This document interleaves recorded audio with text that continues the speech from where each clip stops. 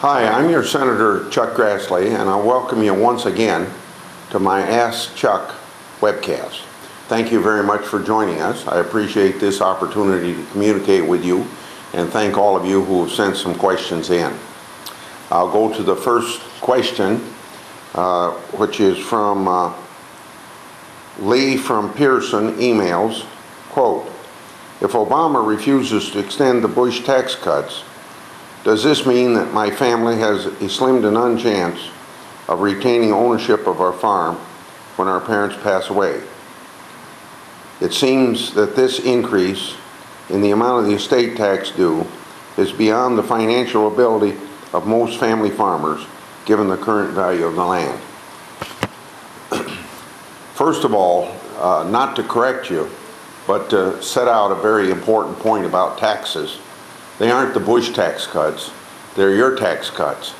Because I figure 100% of the money that you earn is your money, and we tax you for part of it. But if you accept the proposition that they're Bush's tax cuts, you assume that 100% of the money in the federal government belongs to the government, and we let you keep a certain amount of it. So I want to protect property rights, and those property rights are that all the money that you earn belongs to you. That's the same thing for the estate tax. Now, the major issue of your question is the estate tax and not the income tax that also expires at the same time. I want you to know that I don't think in a recession you should increase taxes of any sort, because during a recession you take money out of the economy, run it through the government, and you tax employment, you're not going to get the unemployment rolls down.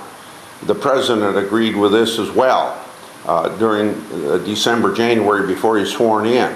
He said, "I ran on a platform of increasing taxes, but we're in a recession, you shouldn't increase taxes."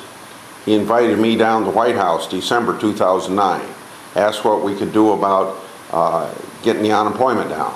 I said, well, the situation's the same as it was a year ago when you announced that we shouldn't increase taxes during a recession. We're still in a recession, so you ought to announce that you aren't going to increase taxes in 2010 as well. Well, obviously he didn't agree with me. He's running on a platform now, or at least performing on a platform of increasing taxes. I hope that we can keep the tax rates where they are permanently, and all 41 Republicans think the same way. There's about 6 or 7 Democrats that are taking that point of view. There's 31 Democrats in the House of Representatives taking that point of view, and I think 31 Democrats in the House of Representatives kind of dictates that maybe we won't increase taxes during a recession. But the main point of your question is on the estate tax.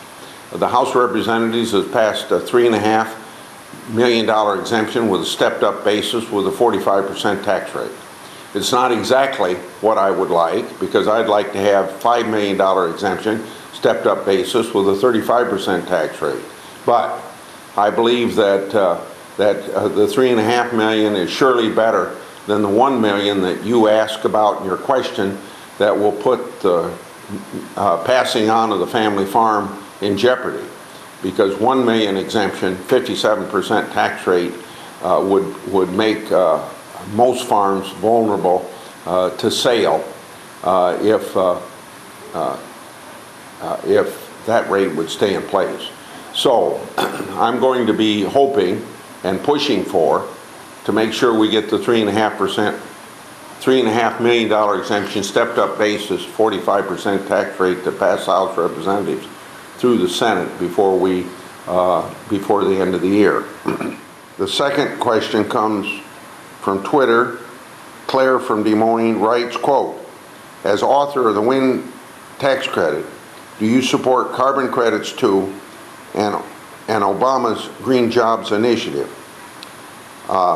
Thank you for remembering that I am the author of the wind energy tax credit. It's been very good for Iowa. Never anticipated how good it would be for Iowa becoming number one in component manufacturing, number one in generation of wind energy, but it has turned out very, very well for Iowa, creating a lot of jobs in Iowa. Then you ask about carbon credits. You're asking me if I support the cap and trade or cap and tax legislation before the Congress of the United States. I do not. On the other hand, credits could be used if we had a worldwide agreement on global warming, and I advocate an international agreement so that China, which pollutes more than the United States does, would be included, and we'd have a level playing field for American economy. Otherwise, we'd lose all of our manufacturing to China. And in the concept of a international agreement, then I think credits could be a very important part of that agenda.